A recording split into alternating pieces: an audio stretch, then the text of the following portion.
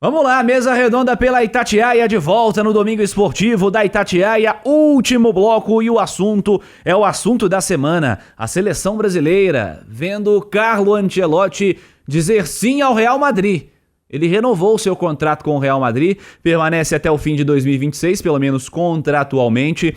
Para quem estava fora do Brasil, diria o outro, o Carlo Ancelotti, em várias entrevistas do então presidente Edinaldo Rodrigues, foi tema ao afirmar o então presidente de que ele seria o técnico do Brasil e que Fernando Diniz assumiria interinamente a seleção por um ano, até o período da Copa América do ano que vem, de 2024. Ainda estamos em 2023, né? Até 2024. Enfim, fato é que o Ancelotti nunca havia falado publicamente a Alexandre Simões, que tinha aceitado tal convite, que teria sido positiva a sua resposta à seleção brasileira. Em vários eventos ele teve a oportunidade de falar sobre isso e em nenhum momento falou sobre o futuro, sobre a sequência, sobre a seleção brasileira. No fim das contas, ele renova seu contrato com o Real Madrid e a seleção brasileira protagoniza o que, para mim, é, Alexandre Simões, uma vergonha, um vexame internacional. Ô Cirilo, e é interessante, né? Porque a seleção brasileira passa por um período crítico nas eliminatórias. Nós perdemos os últimos 3 jogos. O Brasil ocupa o 6º lugar. Claro que dos 10, 6 vão e o 7º ainda joga uma repescagem. Para não ir tem que fazer uma força danada. Mas o Brasil hoje é o 6º colocado das eliminatórias sul-americanas. A amostragem é muito ruim. É muito ruim. Claro, a seleção, o trabalho do Fernando Diniz da seleção é muito ruim, tá? E com essa situação do Ancelotti, que era mais do que previsível, até porque a CBF não tem presidente, então quem tratou com ele?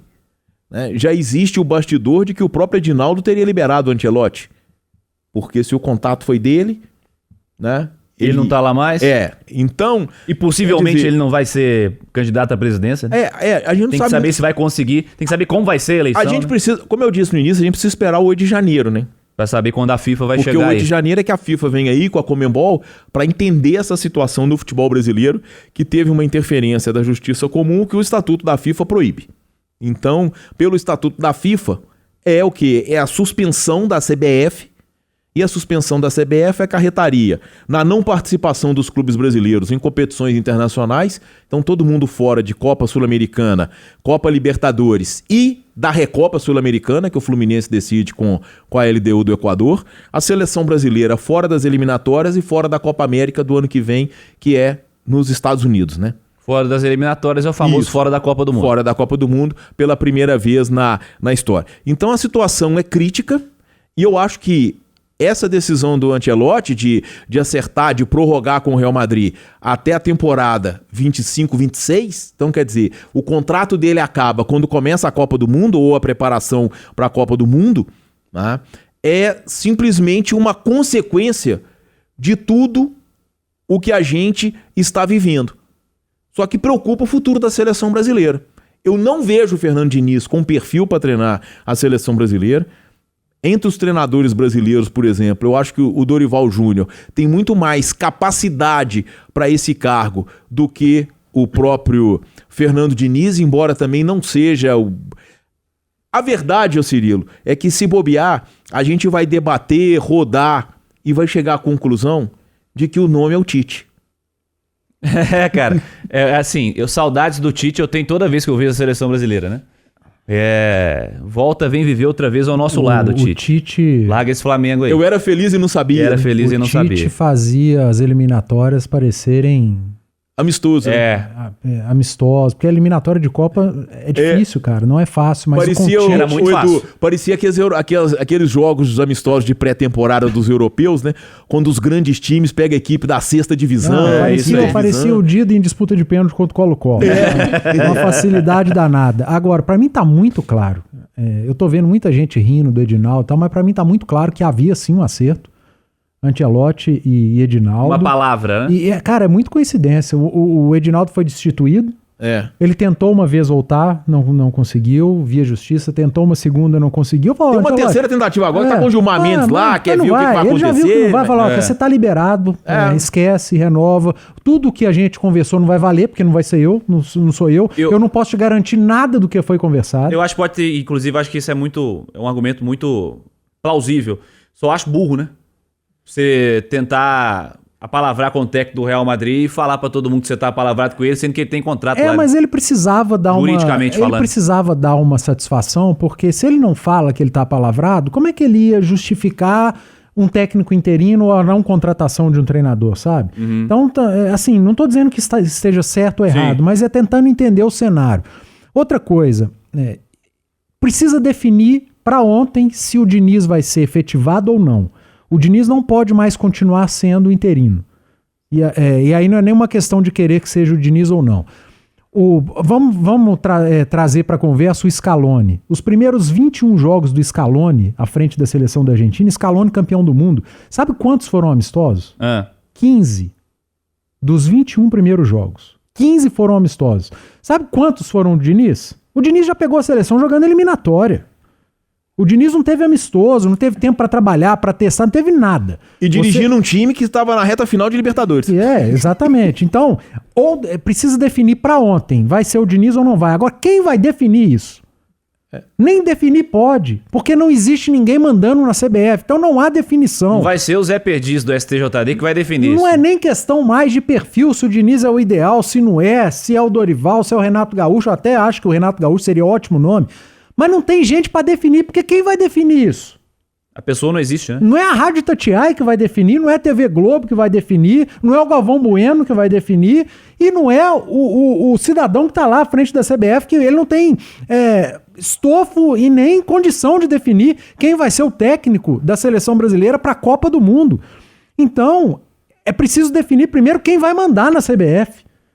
Antes de pensar em quem vai ser o técnico da seleção, é quem vai escolher o técnico. A coisa é bizarra, de um nível, e é um vexame, cara. Pra mim é o maior vexame fora de campo da seleção brasileira e o maior vexame desde o 7-1. É isso que tá acontecendo agora com o futebol brasileiro, com a seleção. Cara, e coincidentemente, né? Sexta-feira foi dia 29, um ano depois da morte do Pelé. Mesmo dia, né? A segunda morte pro futebol brasileiro foi um ano depois. Porque o Pelé foi quem praticamente inventou o futebol brasileiro, né? Existe o futebol brasileiro, que era só um futebolzinho ali, antes do Pelé, e depois do Pelé a seleção brasileira tornou-se tudo que é hoje.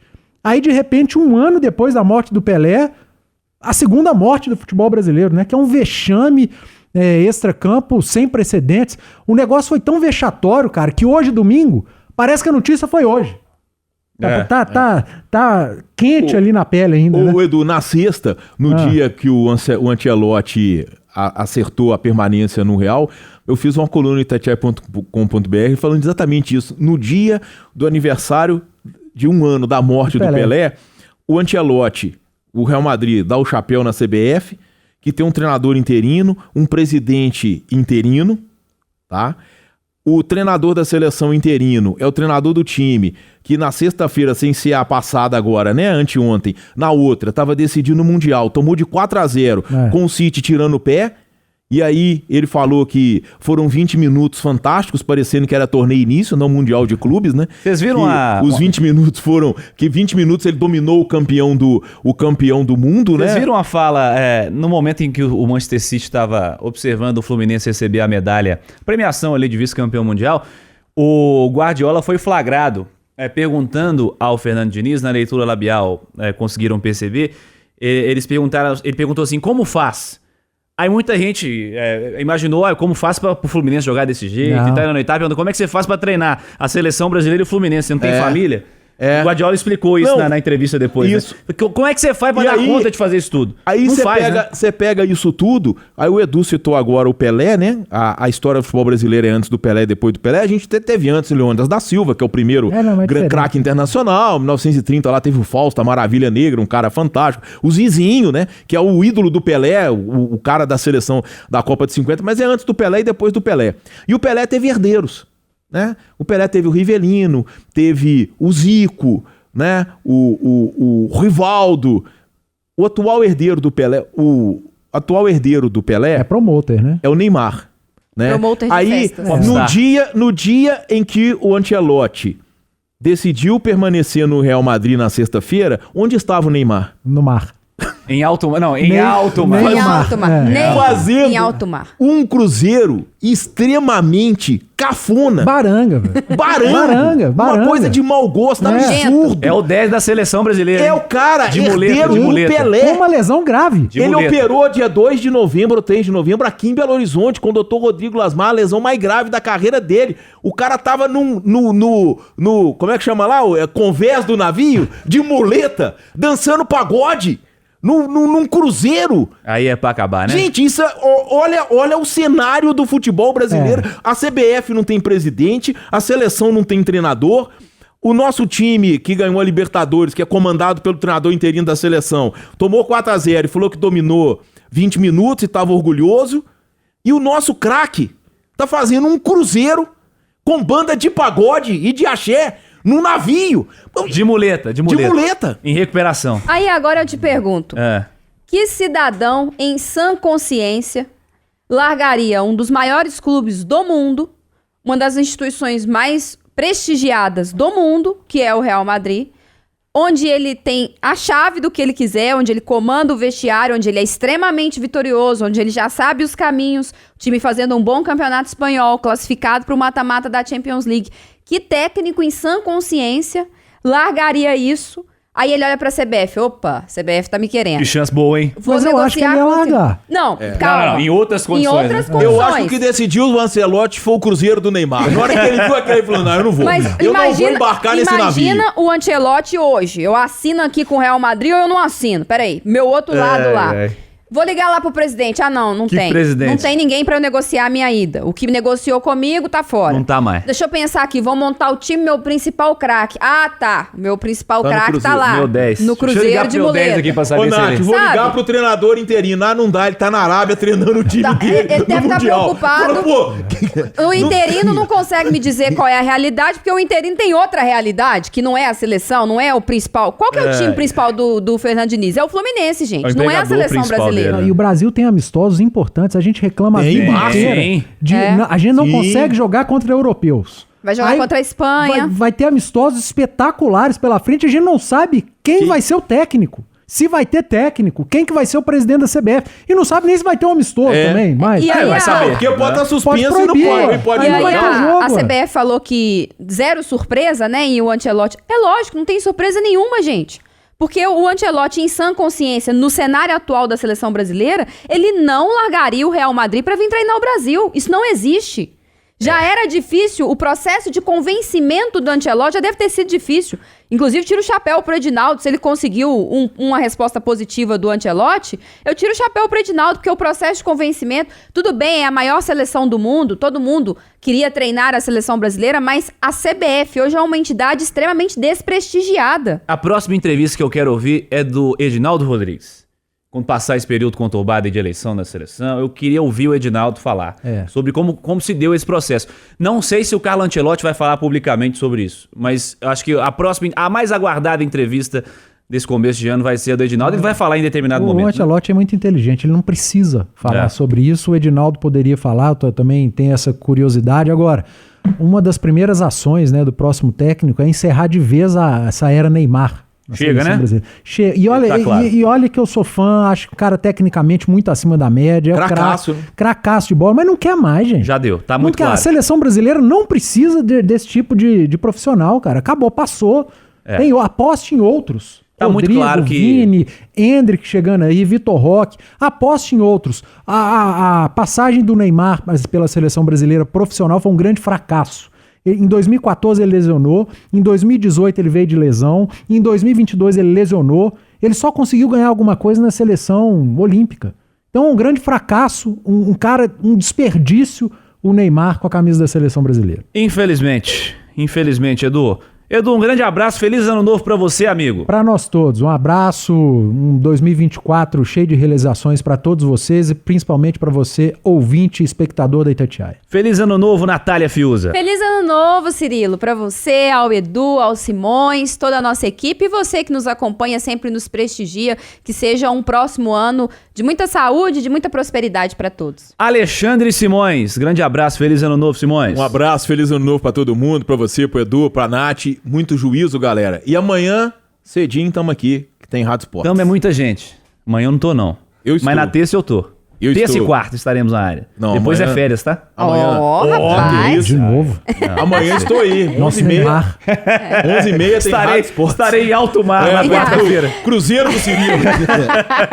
E um grande abraço a você que esteve conosco, ouvinte, internauta, web espectador da Itatiaia. Obrigado pela audiência. Obrigado pela audiência ao longo de toda essa temporada, né? Desse 2023. Você fez a Itatiaia, mais uma vez, ser a rádio mais ouvida do Brasil. Feliz ano novo a todos. Abraço, galera. Vem aí a grande resenha. Valeu, turma.